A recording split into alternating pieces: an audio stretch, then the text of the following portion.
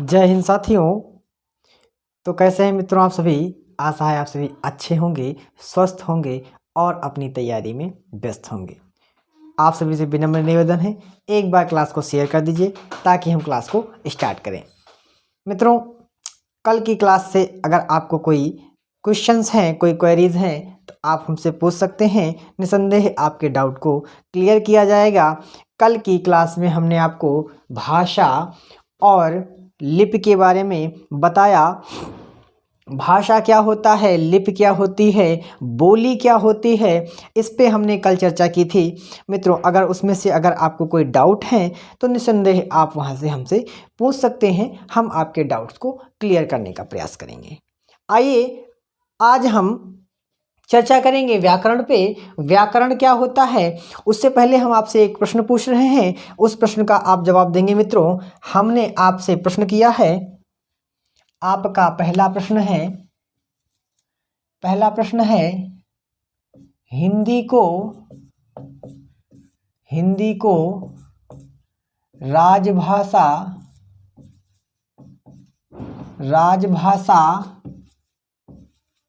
कब घोषित किया गया।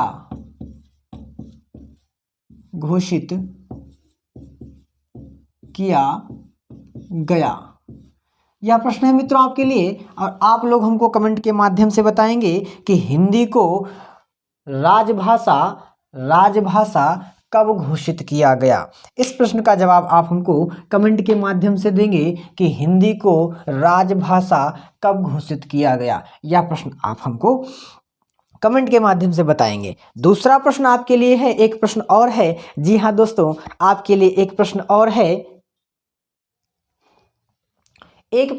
है, हिंदी दिवस। दूसरा प्रश्न है आपका, हिंदी दिवस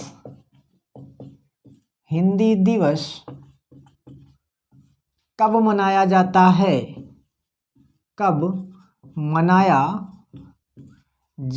है। ये दो प्रश्न है आपके लिए, और यह मित्रों आप लोग हमको कमेंट के माध्यम से बताएंगे। ये पहला प्रश्न, ये आपका दूसरा प्रश्न। इन दोनों प्रश्नों के उत्तर आपको कमेंट के माध्यम से बताने हैं मित्रों। ठीक है, आज की क्लास प्रारंभ करते हैं। आज आपको पढ़ना है क्या? आज आपको भैया व्याकरण पढ़ना है। पिछली क्लास में हमने आपको व्याकरण की कुछ चीज़ें बता दी थी। आज आपको पहले तो आपको व्याकरण की डेफिनेशन पढ़नी है। व्याकरण किसे कहते हैं? देखिए भैया, आप लोगों को एक चीज़ बता दें हम, आप लोग ध्यान रखिएगा कि अगर आप कोई चीज़ पढ़ने जा रहे हैं और उसका आपको बेस क्लियर नहीं है, बेस का मतलब आप लोग समझ गए होंगे हमारे सभी मित्र।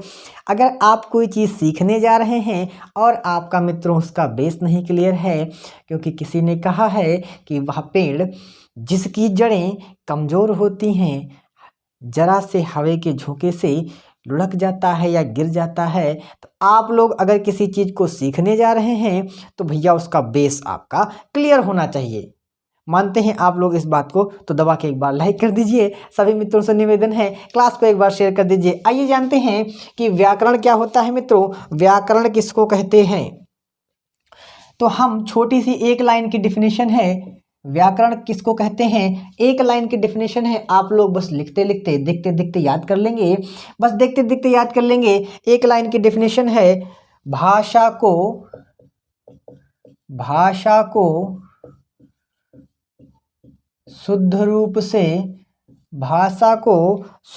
से बोलना, पढ़ना व लिखना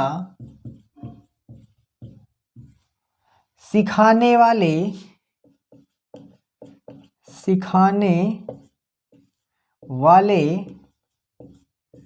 शास्त्र को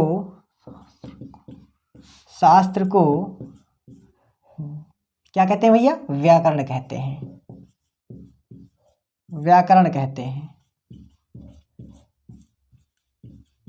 हमने क्या बताया?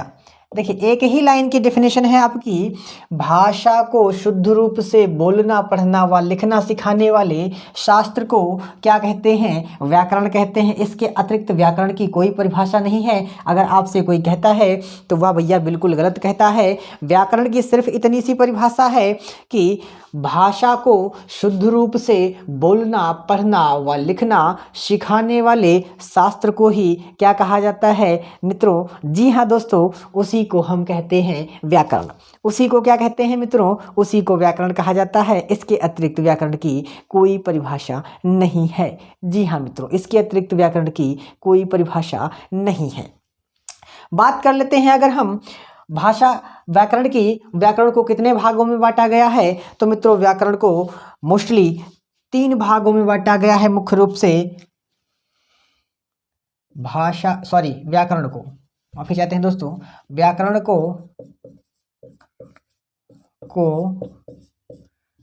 3 भागों में बांटा गया है।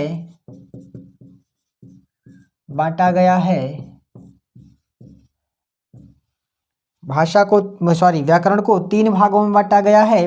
पहला आपका हो गया वर्ड, दूसरा हो गया आपका शब्द और तीसरा हो गया आपका वाक्य।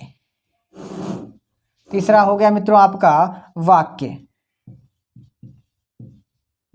अच्छा, अब आपको धीरे धीरे समझ में आया होगा कि सर ने पिछली क्लासेस को रोक करके हमको बीच में भाषा और आप लोग बताएंगे। हाँ, भाषा, व्याकरण, लिपि, बोली, यह आपको क्यों पढ़ाया हमने मित्रों? अब आपको समझ में आ रहा होगा कि सर ने हमको बीच में रोक करके भाषा, लिपि इत्यादि प्रकार का क्लासेस क्यों कराया गया, क्योंकि भैया वह आपके लिए बहुत ही आवश्यक था। अगर वह आप लोग नहीं पढ़ते तो भैया उसको आपको समझ में ये चीज़ें नहीं आती कि वर्ण क्या होता है, शब्द क्या होता है, वाक्य क्या होता है। इसीलिए आपको वह क्लासेस बीच में प्रोवाइड की गई हैं ताकि आप उसको बेहतर रूप से भैया समझ सकें। क्लियर है मित्रों? यहां तक किसी को कोई डाउट? अच्छा, उसमें से पहले हमने वर्ण के बारे में चर्चा की थी, वर्ण क्या होता है। अच्छा, तो वर्ण से पहले हमने आपको स्वर पढ़ाया था, याद है आपको? पिछली क्लासेस में हमने स्वर के बारे में चर्चा की थी। स्वर कितने प्रकार के होते हैं, कौन कौन से स्वर होते हैं, कितने स्वर होते हैं, किस किस श्रृंखला में आते हैं, किस किस श्रेणी में कौन कौन से स्वर रखे गए हैं, इस प्रकार की सारी चर्चा हम पिछले क्लास में मित्रों कर चुके हैं। जिन भी भाई बहनों ने हमारी पुरानी प्लेलिस्ट को या इसके पहले के जो क्लास हैं उनको फॉलो नहीं किया है तो आप लोग, प्लेलिस्ट हमने बना दी है, आप लोग उस प्लेलिस्ट को फॉलो कर सकते हैं। आप लोग वहां जाकर स्टार्टिंग से 0 लेवल से हिंदी के क्लासेस प्रोवाइड किए गए हैं, वहां जाकर आप क्लास को विजिट कर सकते हैं। ठीक है मित्रों, बात कर लेते हैं हम वर्ड की, जिसमें से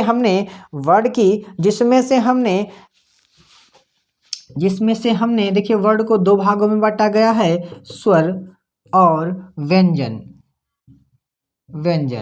ठीक है दोस्तों, स्वर और व्यंजन इन 2 भागों में बांटा गया है, जिसमें से भी हम स्वर पे चर्चा कर चुके हैं। स्वर से अगर किसी भी भाई बहन को कोई डाउट है कि सर यह चीज़ हमको समझ में नहीं आई है तो वह मित्रों आप निसंदेह हमसे पूछ सकते हैं, हम आपको बेहतर बताने का प्रयास अवश्य करेंगे।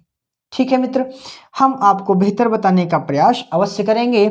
आज हम चर्चा करेंगे व्यंजन पर कि व्यंजन किसे कहते हैं, कौन कौन से व्यंजन होते हैं, किस किस वर्ग में आते हैं, इस पर आज चर्चा होगी। तो क्लास में सभी लोग उपस्थित बनाए रहेंगे मित्रों। क्लास के बीच से कोई भी हमारा मित्र, हमारा भाई बहन नहीं जाएगा। अन्यथा देखिए भैया, अगर आप बीच में क्लास मिस कर देते हैं तो आपका लॉस हो जाता है कि आपको कुछ चीज़ें बेहतर समझ नहीं आती हैं। फिर आप लोग शिकायत करते हैं कि सर हमारा यह क्वेश्चन पेपर में छूट गया क्योंकि हमको ये समझ में नहीं आया था। अच्छा, वह प्रश्न आपको आता होता है लेकिन आप लोग समझ नहीं पाते हैं कि इसमें वास्तविक रूप में हमको क्या पूछा जा रहा है, हमको क्या करना है। तो सभी भाई बहनों से निवेदन है कि क्लास में अंत तक बने रहेंगे, आप लोगों को मज़ा आने वाला है। आज की क्लास में व्यंजन किसे कहते हैं बिल्कुल आपके दिमाग में बस जाएंगे, स्वर की डेफिनेशन आपके दिमाग में बस जाएगी, बस आप लोग जाके देख लीजिएगा। लिंक हम इस वीडियो के डिस्क्रिप्शन में दे देंगे प्लेलिस्ट का। ठीक है मित्रों, चलिए बात कर लेते हैं व्यंजन की। देखिए इसको इरेज कर देते हैं, आप लोग स्क्रीनशॉट लेना चाहें तो ले सकते हैं।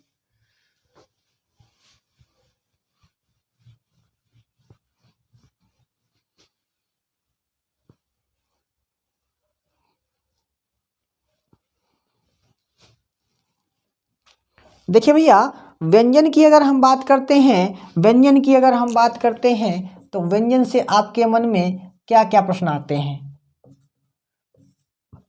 व्यंजन की अगर हम बात करते हैं तो व्यंजन से आपके मन में कौन कौन सी बातें आती हैं, हमको बताएंगे मित्रों, बताएंगे मित्रों। एक लाइन की डेफिनेशन है, बस एक ही लाइन की डेफिनेशन है। जी हाँ दोस्तों, सिर्फ एक लाइन की डेफिनेशन है। वह किस प्रकार से है? वह किस प्रकार से है?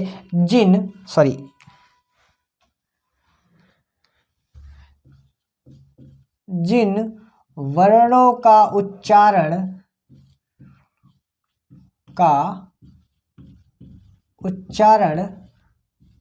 स्वरों की सहायता से होता है,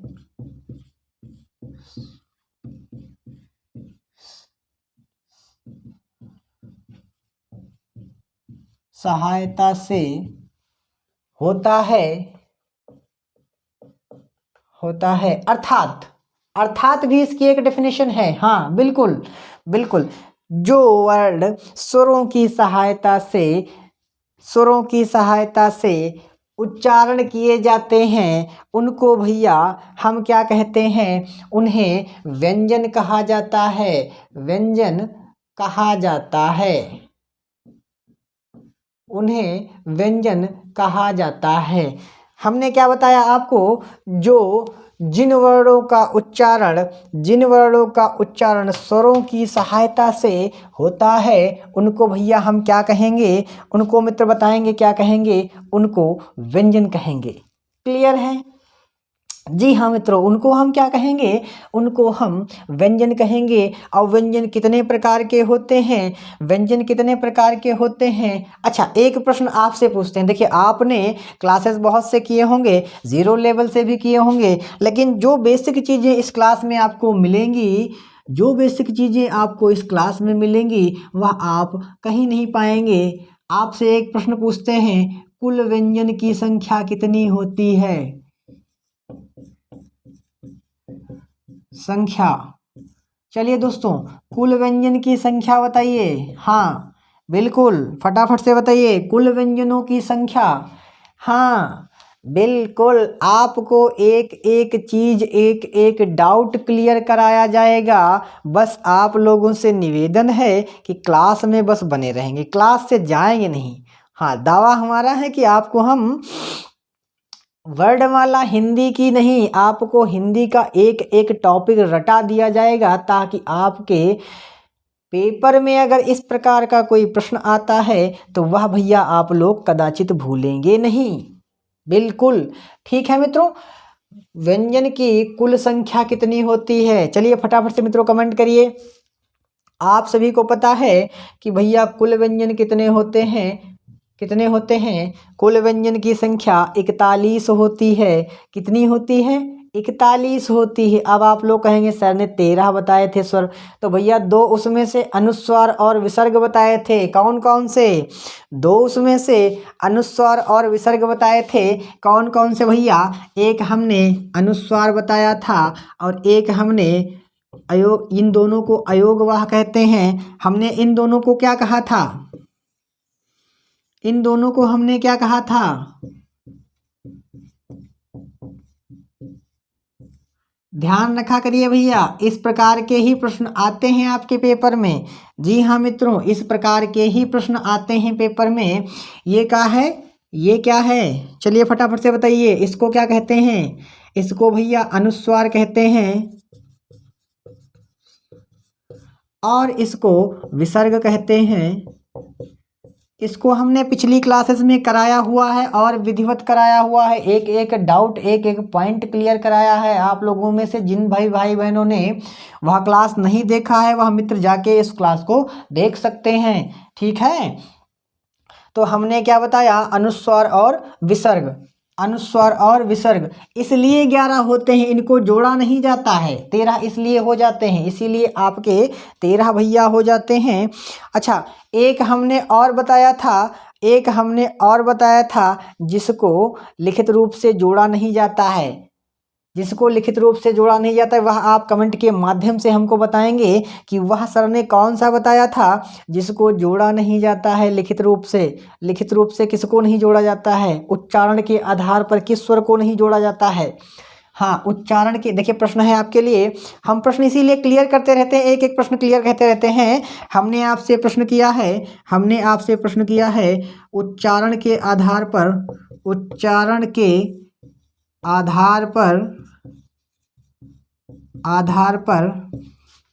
निम्नलिखित में से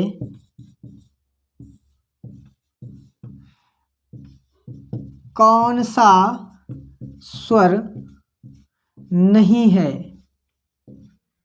कौन सा स्वर नहीं है? उच्चारण के आधार पर निम्नलिखित में से कौन सा स्वर नहीं है? एक आपका हो गया उ, ऑप्शन ए हो गया आपका उ, बी हो गया आपका दीर्घ उ, सी हो गया आपका दीर्घ ई, और डी हो गया आपका री। चलिए मित्रों, फटाफट से बताइए, उच्चारण के आधार पर निम्नलिखित में से कौन सा स्वर नहीं है? बड़ा ही सरल प्रश्न है और बहुत ही इम्पॉर्टेंट प्रश्न है, पेपर की दृष्टि से वेरी वेरी इम्पॉर्टेंट क्वेश्चन है। ठीक है, चलिए बताइए, पेपर की दृष्टि से यह प्रश्न बहुत ही महत्वपूर्ण है। आप लोग बताएंगे उच्चारण के आधार पर निम्नलिखित में से कौन सा स्वर नहीं है। तो हम आपको बता दें कि हमने बताया था भैया, ये जो री होता है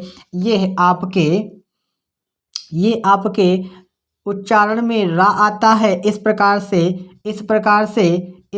से, इसीलिए इसको भैया स्वर नहीं मानते हैं, क्योंकि इसमें व्यंजन भी आ जाता है। रा एक व्यंजन है, इसीलिए इसको उच्चारण के आधार पर स्वर नहीं माना जाता है। उच्चारण के अनुसार इसको स्वर नहीं माना जाता है। ये क्लियर है? यहाँ तक कोई प्रश्न, किसी को कोई डाउट? अगर किसी को कोई डाउट हो तो वह मित्रों निसंदेह पूछ सकता है। चलिए बात कर लेते हैं व्यंजनों की। हमने बताया कुल व्यंजनों की संख्या आपकी 41 होती है। अब वर्गों के आधार पर व्यंजनों को बांटा गया है। वर्गों के आधार पर व्यंजनों को किस प्रकार से क्लासिफाइड किया गया है? वर्गों के आधार पर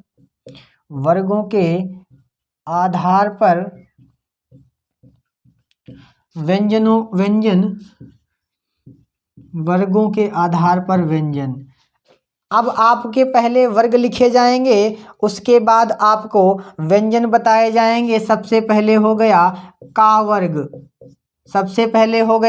का वर्ग। दूसरा आप देख लीजिए, दूसरा आपका हो गया चा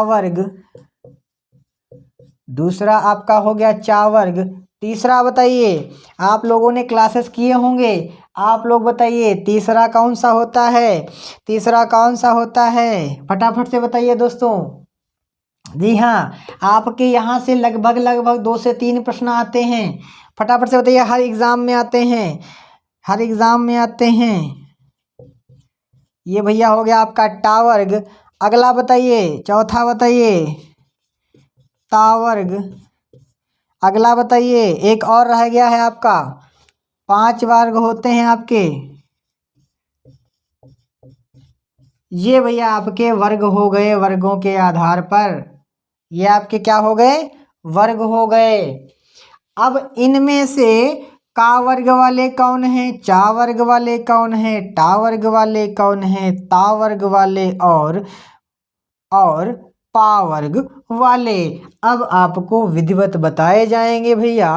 क्लास अगर आपको जरा सा भी अच्छी लग रही है तो मित्र आप सभी से विनम्र निवेदन है, एक बार क्लास को शेयर कर दीजिए। सभी मित्रों से विनम्र अनुरोध है कि एक बार क्लास को शेयर कर दीजिए, उसके बाद क्लास को कंटिन्यू करते हैं।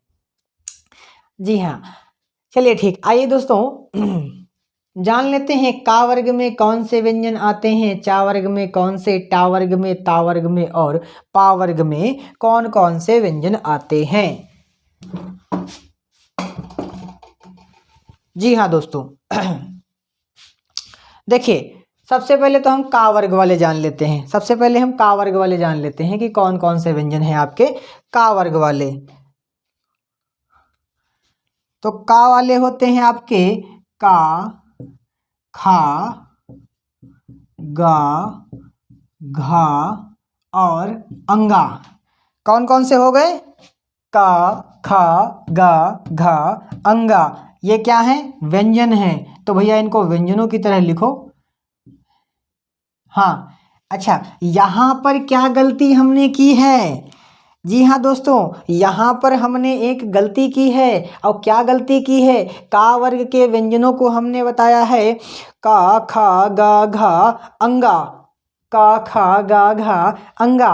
अब हमको बताइए कि हमने यहाँ पे गलती क्या की है? जी हाँ, एक गलती हमने जानबूझ के की है।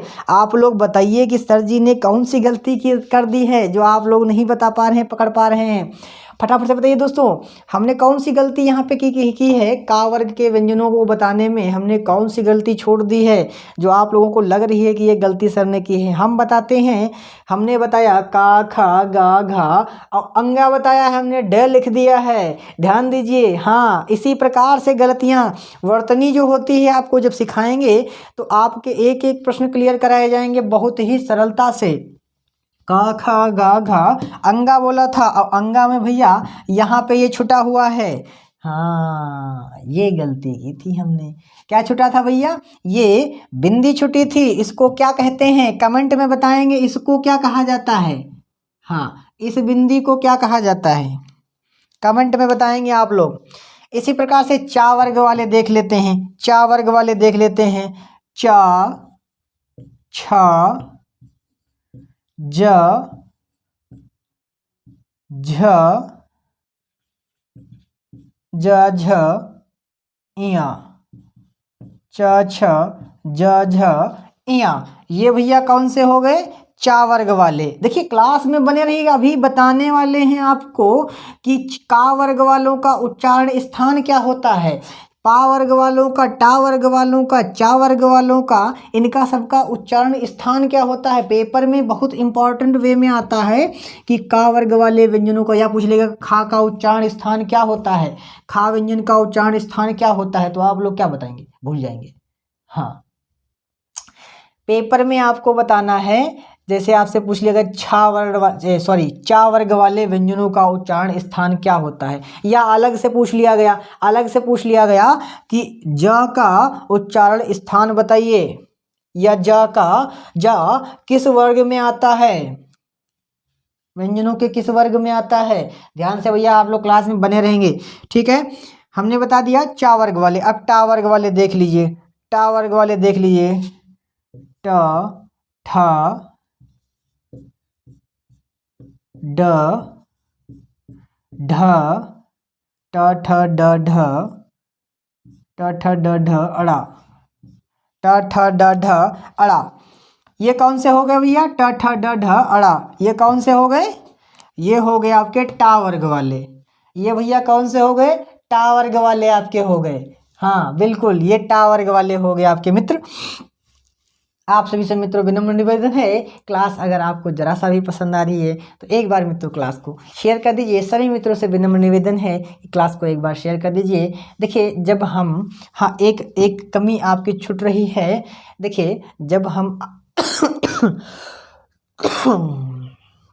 जब हम मित्रों फेस आपकी तरफ टर्न करते हैं तो व्हाइट बोर्ड की स्क्रीन पे लाइट थोड़ा इफेक्ट कर रही है। ये इशू थोड़ा नहीं समाप्त हो पा रहा है, हमने थोड़ा स्टूडियो में मैनेजमेंट थोड़ा अपने हिसाब से किया है। लाइट का इशू ठीक नहीं हो रहा है, इसको जल्दी से जल्दी क्लियर कराने का प्रयास करेंगे। विजिबल आपको जब होता होगा जब हम बोर्ड की तरफ देखते हैं, इसीलिए हम आप लोगों की तरफ नहीं ज़्यादा देखते हैं, ध्यान देते हैं, बोर्ड की तरफ देखते हैं ताकि आपको विजिबिलिटी बनी रहे। ठीक है मित्रों, यह थोड़ी सी कमी है, या आपके ध्यान में रखते हुए सुधार करने का प्रयास करेंगे। टा वर्ग वाले हमने ट ठ ड ढ अड़ा बताए। ठीक है, टा वर्ग वाले हो गए। अब ता वर्ग वाले देख लेते हैं। ता वर्ग वाले त थ द ध न, त थ द ध न, ये भैया कौन से हो गए? ता वर्ग वाले। ये कौन से हो गए? ता वर्ग वाले। ये कौन से भैया हो गए? ता वर्ग वाले। बचे पा वर्ग वाले, सिर्फ पा वर्ग वाले बचे हैं। पा फ बा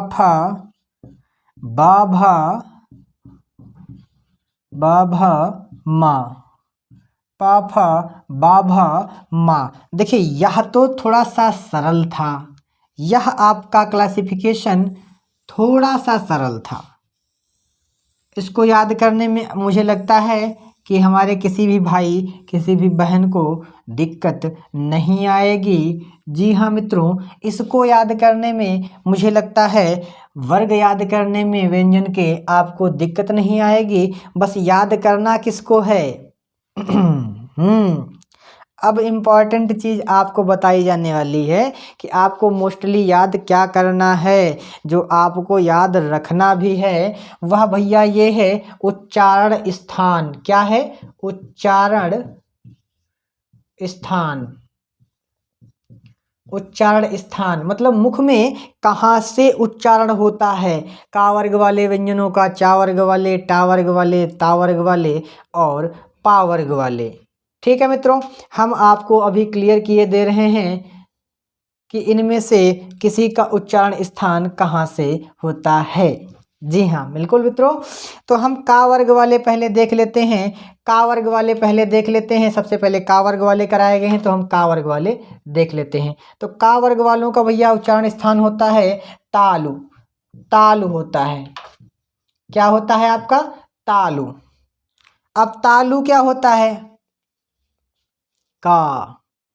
आप जरा का को बोल के देखिए। का, मुख बंद करिए फिर बोलिए। अच्छा, खा को बोलिए। खा को मुख बंद करके बोलिए। हाँ बोल के देख लीजिए। आप लोग होंठ बंद करके देख लीजिए, दांत बंद करके देख लीजिए, बोल के फिर देखिए। क्या आप संभव है कि आप बोल पाएंगे? उच्चारण स्थान कहाँ से आ रहा है? का। तालु से आ रहा है। तालु कौन सा होता है? जीभ के ऊपर ये वाला हिस्सा। हाँ जी जी मित्रों, जी हाँ बिल्कुल, जीभ के ऊपर जो मुख के ऊपरी हिस्सा होता है उसको तालु कहते हैं। जिन शब्दों का, जिन वर्णों का उच्चारण स्थान, जिन व्यंजनों का उच्चारण स्थान तालु से होता है वे भैया सब का वर्ग वाले होते हैं। क, ख, ग, घ, अंगा सब कहाँ से उच्चारण हो रहा है? सब भैया कहाँ से उच्चारण है? क, ख, ग, घ, अंगा कहाँ से हो रहे हैं? सब तालु से हो रहे हैं। क्लियर? यहाँ पे किसी को कोई दिक्कत? यहाँ पे किसी भी भाई बहन को कोई दिक्कत? बताएं मित्रों, अगर यहाँ पे किसी भी भाई किसी भी बहन को कोई दिक्कत हो तो हमको बता सकता है। बताइए मित्रों। चा। अच्छा, चा वर्ग वाले, चा वर्ग वालों का भैया होता है आपका मूर्धा। मूर्धा। देखिए अब चा वर्ग वाले बोलिए और देखिए आवाज कहाँ से आ रही है। बिल्कुल सोचने जैसा कुछ है ही नहीं, कुछ भी सोचने जैसा नहीं है। कोई कहीं भी बताता है आप ये देख लीजिए, ये सूत्र है, ये फार्मूला है, ये रट लीजिए, वो रट लीजिए। आपको कुछ नहीं रटना है, कोई फार्मूला नहीं रटना है, कोई ट्रिक नहीं रटना है। आपका मुख आप सभी के पास है। जी हाँ, इससे बड़ा कोई फार्मूला नहीं है, इससे बड़ा कोई सूत्र नहीं है। आपको व्यंजन याद करने के लिए आपका मुख आपके पास होगा, आपके पेपर में भी आपके पास होगा, आप उसको भूल ही नहीं सकते हैं। हाँ जी हाँ, मुख आपके पास ही रहेगा हमेशा। किसी भी फार्मूले को, किसी भी सूत्र को आप भूल सकते हैं लेकिन अपने मुख को नहीं भूल सकते हैं। आपका मुख आपके साथ रहेगा ऑलवेज। तो आप क्या करेंगे? सबसे पहले क्या करेंगे बताइए, हमको बताइए। हमने बताया च, छ, ज, झ, य। आवाज कहाँ से आ रही है? च छ ज झ ञ। मुख के पिछले हिस्से से आ रही, पिछले हिस्से से आ रही, जिसको मूर्धा कहते हैं। पिछले हिस्से से, जी हाँ। हाँ, आप लोग बोल के देखिए, च छ ज झ ञ। कंठ के पिछले हिस्से से आ रही है, कंठ के भी ऊपरी हिस्से से। देखिए कंठ यहाँ पे है और कंठ के ऊपरी हिस्से से आती है, जिसको कहते हैं मूर्धा। किन वर्ग के अक्षरों का, किन वर्ग के व्यंजनों का? चा वर्ग वाले व्यंजनों, च छ ज झ ञ, च छ ज झ ञ। तो ये भैया कौन से हो गए? किस उच्चारण स्थान का क्या हो गया? मूर्धा। क्लियर? ये सब भैया क्लियर हो गए। अच्छा, टा वर्ग वाले देख लीजिए, टा वर्ग वाले देख लीजिए, टा वर्ग वाले देख लीजिए। एक सेकंड मित्रों रुक जाएंगे, एक सेकंड रुक जाएंगे। देखिए माफी चाहते हैं मित्रों, का ख ग घ अंग, ये भैया कंठ होता है। देखिए क्लास में ये कंठ होता है, कंठ से आवाज आती है ना, का ख, हाँ ये कंठ होता है। फ्लो में बह गए दोस्तों, ये कंठ होता है। क्षमा चाहते हैं मित्रों, ताल ये होता है। देखिए फ्लो में जरा सा भी अगर ध्यान नहीं दिए तो आपको गलत हो जाएगा। ये ताल होता है, ताल होता है। तभी हम कह रहे थे ये इनका उच्चारण स्थान चा छा, ताल होता है, इनका का डायरेक्ट कंठ से आ रहा है।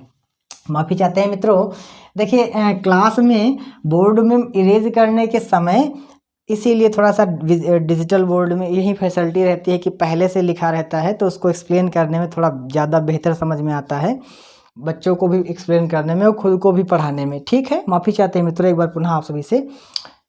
ये जो का वर्ग वाले व्यंजन होते हैं, इनका उच्चारण स्थान भैया, इनका उच्चारण स्थान कंठ होता है, क्योंकि इनका आवाज कंठ से आता है। क ख ग घ अंगा, ठीक है, क ख ग घ अंगा। ताल ये वाले होते हैं, चा छा जा झा या। सबको मुख एक बार बंद करके एक बार खोल रहे हैं, ठीक है। तालु, चा छा जा झा या, ठीक है। माफी चाहते हैं मित्रों, हमने कुछ ध्यान नहीं दिया, उसके लिए एक बार पुनः माफी चाहते हैं। ये जो होते हैं ये वाले, ये मूर्धा से होते हैं। टा ठा डा ढा अड़ा, टा ठा डा ढा अड़ा, ये मूर्धा होता है इनका, ठीक है। ये मूर्धा होते हैं मित्रों। एक बार पुनः आप सभी से माफी चाहते हैं, एक बार पुनः आपसे माफी चाहते हैं। जब एक बार मिटाओ, एक बार इरेज करो तो मन थोड़ा सा, दिमाग थोड़ा सा डिस्टर्ब हो जाता है क्लास को एक्सप्लेन करने में। माफी चाहते हैं मित्रों। एक बार पुनः दोबारा समझा देते हैं, कोई बात नहीं है। का वर्ग के व्यंजनों का उच्चारण स्थान कंठ से होगा।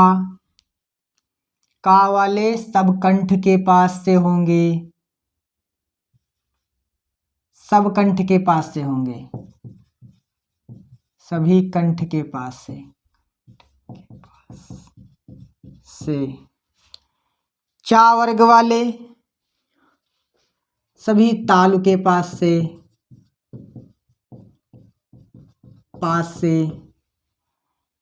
टा वर्ग वाले सभी मूर्धा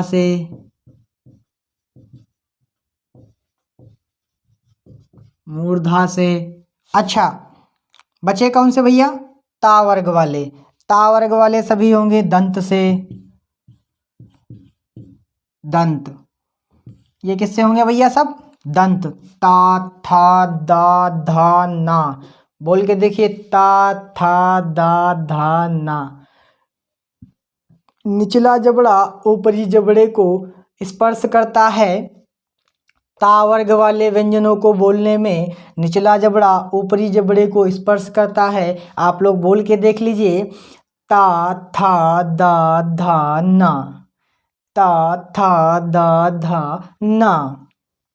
निचला जबड़ा ऊपरी जबड़े को स्पर्श करता है, ठीक है मित्रों। तो ता वर्ग वाले दंत से हो गए, सभी दंत से, सभी दंत से। बचे कौन से? पा वर्ग वाले, ये भैया हो गए ओष्ठ से, ओष्ठ, ओष्ठ से। अच्छा, हमको पा वर्ग वाले में से कोई भी एक व्यंजन बोल के बताइए। पा, पा। अच्छा, अपने होठों को बिना मिलाए हुए बोल के ज़रा इसमें से कोई भी व्यंजन हमको बताइए। हाँ, अपने होठों को बिना मिलाए हुए ज़रा हमको इसमें से कोई व्यंजन बोल के बताइए। क्या आप ऐसा संभव है कि इसमें से कोई व्यंजन बोलिए? पा पा बिना होंठ को मिलाए बोलिए। फा, फा को बिना होंठ मिलाए बोलिए। बा को, भा को, मा को।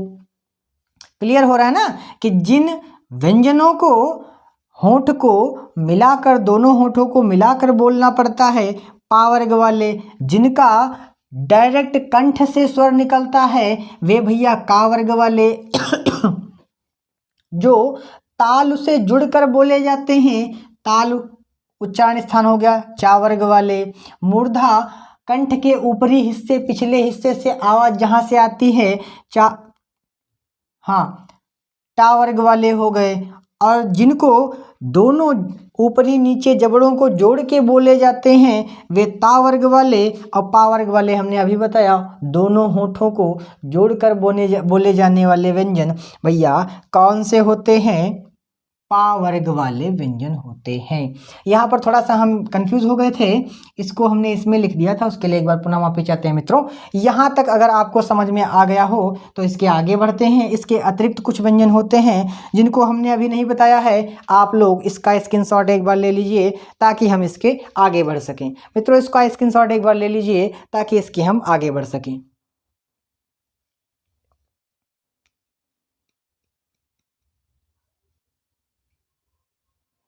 ठीक है मित्रों, आइए देख लेते हैं।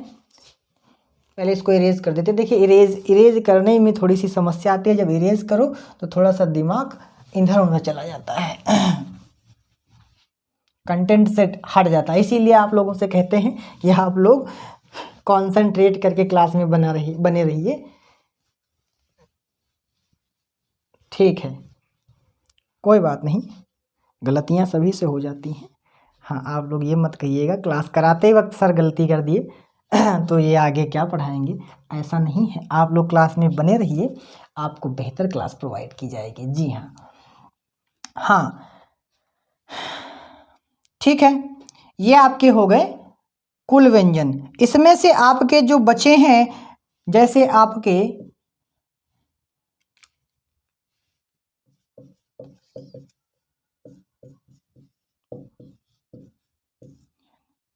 इन श्रेणी में कौन से व्यंजन आते हैं? दूसरे आपके हो गए ऊष्म व्यंजन। ऊष्म व्यंजन की श्रेणी में कौन कौन से आते हैं? तीसरे आपके हो गए, देखिए हम आपको एक भी चीज छुड़वाएंगे नहीं, मतलब है छुड़वाएंगे ही नहीं किसी भी प्रकार से। संयुक्त व्यंजन।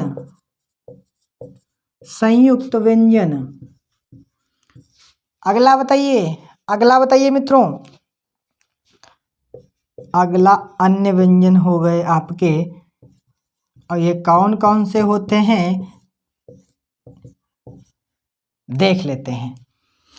मान लीजिए आपसे पूछता है भैया किसी एक अंतस्थ व्यंजन का नाम बताइए, तो आप लोग कौन से व्यंजन का नाम लेंगे?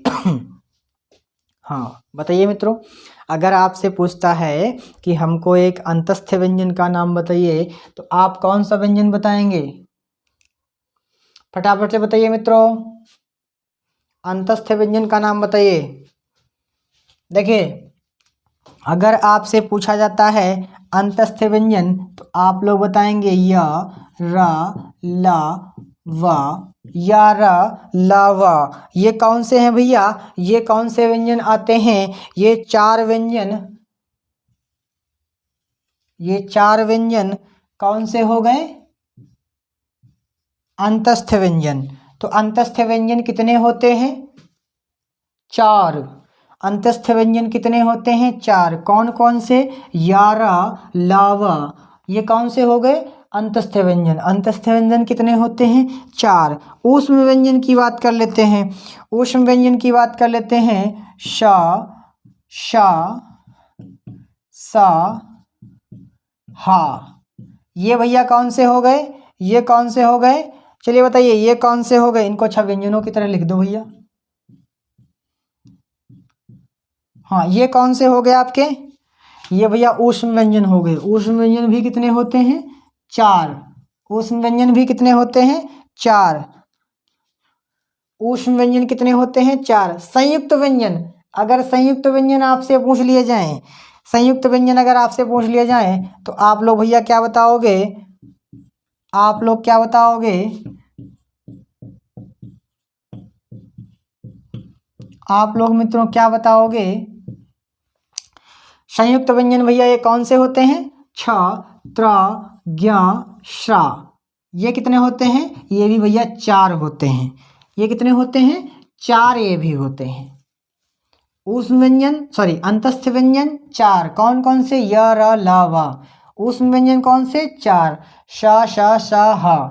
संयुक्त व्यंजन कौन कौन से, छ, त्र, ज्ञ, श्रा।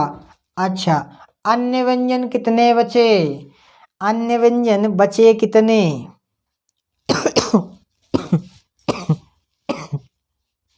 बताइए मित्रों। ड, ढ, ड और ढ। अन्य व्यंजन कितने बचे, ड और ढ। ये कौन से व्यंजन हो गए, अन्य व्यंजन। अच्छा, कुल व्यंजनों की संख्या, कुल व्यंजनों की संख्या ये भैया कितने होते हैं, 2। प्रश्न में अगर आपके आ जाता है अंतस्थ व्यंजन कितने होते हैं, 4। ऊष्म व्यंजन कितने होते हैं, 4। संयुक्त व्यंजन कितने होते हैं, 4। अन्य व्यंजन कितने होते हैं, ड, ढ। इनसे कोई भी अंग्रेजी का नाम स्टार्ट नहीं होता है। देखिए मान लीजिए हमने लिख दिया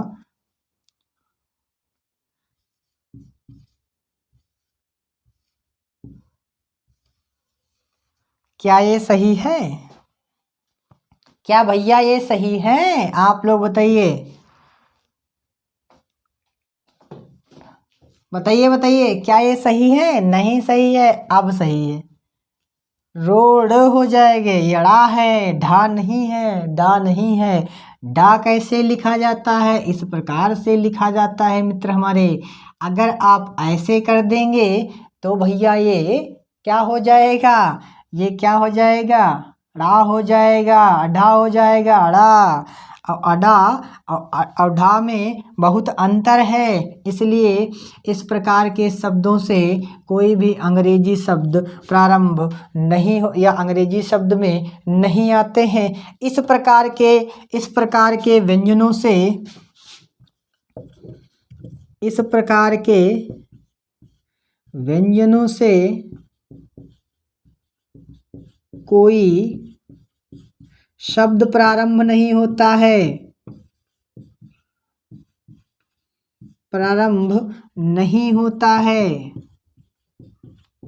यह भी आप लोग ध्यान रखेंगे। इस प्रकार के व्यंजनों से कोई अंग्रेजी नहीं, ये इस प्रकार के व्यंजन किसी अंग्रेजी शब्द में नहीं आते हैं।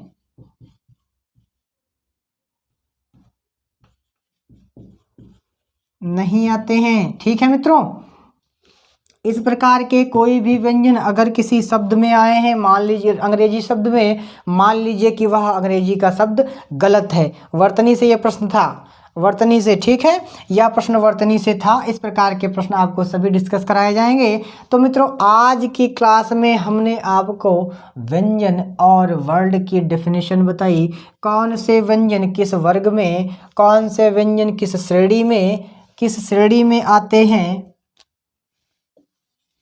कौन से व्यंजन किस वर्ग में और कौन से व्यंजन किस श्रेणी में आते हैं। यह उम्मीद है मित्रों आप सभी अच्छे से समझ गए होंगे। आज की क्लास में जो भी आपको समझ नहीं आया है वह आप हमें कमेंट के माध्यम से अवश्य बताएंगे।